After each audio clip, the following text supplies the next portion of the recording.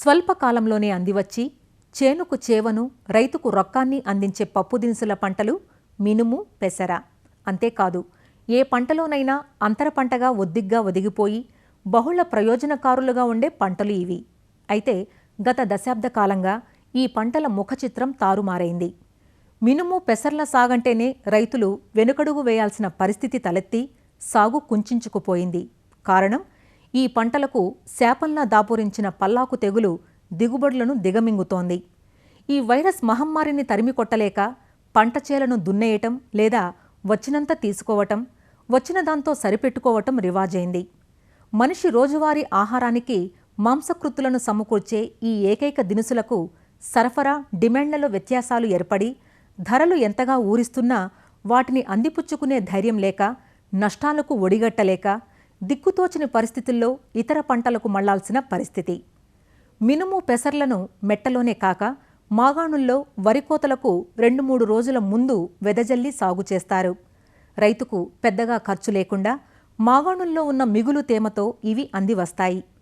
మొదటి పంట వరి నుంచి వచ్చే ఆదాయం ఖర్చులకు సరిపోయినా రెండో పంట అపరాల నుంచి వచ్చేదే మిగులుగా ఉండేది. పల్లాకు తట్టుకునే రకాలుగా మినుములో LBG 752, PU 31, పెసరలో LGG 407, 460, WGG 37, అమూల్య అనే రకాలు అందుబాటులోకి వచ్చినా కాలక్రమంలో వాటిలోనూ పల్లాకు కనిపించి రైతుల ఆశలను తలక్రిందులు చేసిన పరిస్థితుల్లో ఈ పంటల సాగుకు జడిసి మాగాణి మొక్కజొన్నకు మొగ్గు చూపారు రైతులంతా. అయితే మొక్కజొన్న పైరులో రైతులు వాడుతున్న కాంప్లెక్స్ ఎరువులకు ఆయకట్టు భూములు చౌడుబారటం అన్నదాతల్లో ఆవేదనను పెంచింది. ఇలాంటి తరుణంలో పెసర నుంచి 6-7 క్వింటాల దిగుబడిని అనాయాసంగా సాధించవచ్చని నిరూపిస్తున్నారు ఓ రైతు. మాగాణి పెసరను విజయవంతంగా సాగు చేసిన ఆ రైతు ఎవరో, ఎలా పండించారో చూసేద్దాం రండి. మాగాణి మురిసినట్లుగా కాసిన ఈ పెసర చేనును మురిపంగా చూసుకుంటున్న ఈ రైతు మైనేని మురళీకృష్ణ. గుంటూరు జిల్లా కొల్లూరు మండలం కొల్లూరు గ్రామంలో ఈయన ఈ పెసర వేశారు. నిజానికి ఈ ప్రాంతపు మాగాణుల్లో మినుము, పెసర్లు వేసి దాదాపు దశాబ్దం పైగానే అయింది. మినుము, పెసర్లలో ఏ రకం వేసినా అవి పల్లాకుకు లొంగిపోతుండటంతో మొక్కజొన్న పంట ఆ స్థానాన్ని దక్కించుకుంది. మొదట్లో ఎకరాకు 40 క్వింటాళ్లు పండిన మొక్కజొన్న క్రమేపీ 30 క్వింటాళ్లకు మించి పండకపోవటం, భూములు సారహీనంగా మారటంతో ప్రత్యామ్నాయం కనిపించక ఎక్కడన్నా అతి కొద్దిమంది మాగాణి జొన్నకు మళ్లారు కాని ఏ ఇతర పంట మినుము, పెసర్లకు దీటుగా నిలబడింది లేదు. అయితే ఈ ఏడాది కొత్తగా వచ్చిన శక్తి అనే ప్రైవేటు పెసర రకం రైతుల పాలిట ఆశాకిరణంగా కనిపిస్తోంది. సాధారణంగా ఎకరం చేలో 12 కిలోల వరకు రైతులు పెసర విత్తనాన్ని వరి కోతలకు ముందు వెదజల్లుతారు. అయితే ఒక 2.5 కిలోల విత్తనం మాత్రమే లభ్యమవటంతో ఒక 30 సెంట్లలో పెసర విత్తనాన్ని వేసుకున్నారు మురళీకృష్ణ. వరి కోశాక మొక్కజొన్న వేద్దామని చూస్తున్న తరుణంలో ఈ విత్తనం లభించటంతో మొక్కజొన్న మాదిరిగానే చాళ్లలో ఎటు చూసినా 9 అంగుళాల దూరం పెట్టి కర్రను గుచ్చి అందులో విత్తనం పెట్టారు. డిసెంబర్ 28న విత్తుకోగా 70 రోజులకు కోతకు అందివచ్చింది. చీడలు, పీడలు అసలు కనపడలేదు. కలుపు మందులేమీ వాడలేదు. విత్తిన 20 రోజులకు పూతకొచ్చే ముందు ఒకసారి తడి ఇచ్చారు. గుత్తుల నిండా కాయతో, కాయ నిండా గింజతో ఈ పంట చూపరులను ఆకర్షిస్తోంది. ఏ రకంగా చూసినా పెసర సాగుకు ఎకరాకు 10,000కు మించి ఖర్చు కాదు. ఎకరాకు 8 క్వింటాళ్ల దిగుబడి వస్తుంది. క్వింటా 7,000 రూపాయల లెక్కన 56,000 ఆదాయం, ఖర్చుపోను 46,000 నికరంగా మిగులుతుంది.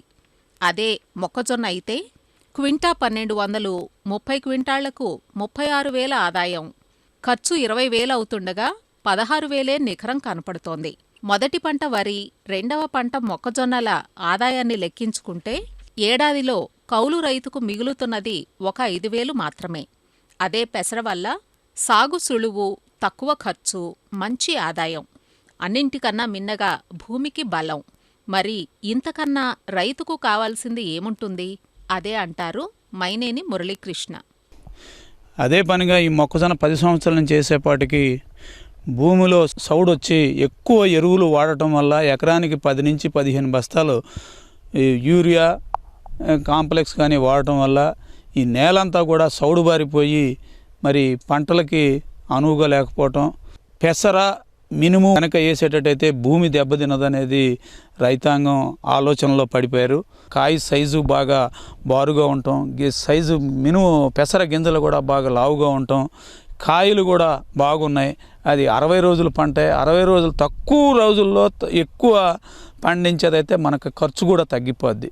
నెక్స్ట్ ఈ పెసరేసినందువల్ల మరి మనకి నెక్స్ట్ పైరు కూడా పెద్దగా పెట్టుబడి పెట్టకుండానే వరి కూడా బాగా అవటానికి కూడా ఆస్కారం ఉంటుంది. నేను మామూలుగా మొక్కజొన్న వేయడానికి నేల ఆరిపోయింది కదా అని చెప్పి నీళ్లు పెట్టి ఎక్స్పెరిమెంట్గా ముందుగా చూద్దామని చెప్పి ఒక 4 ఎకరాలు మరి గింజ బెజ్జాలతోనే మామూలు మొక్కజొన్న వేసినట్టుగానే నేను గింజలు వేయడం జరిగింది.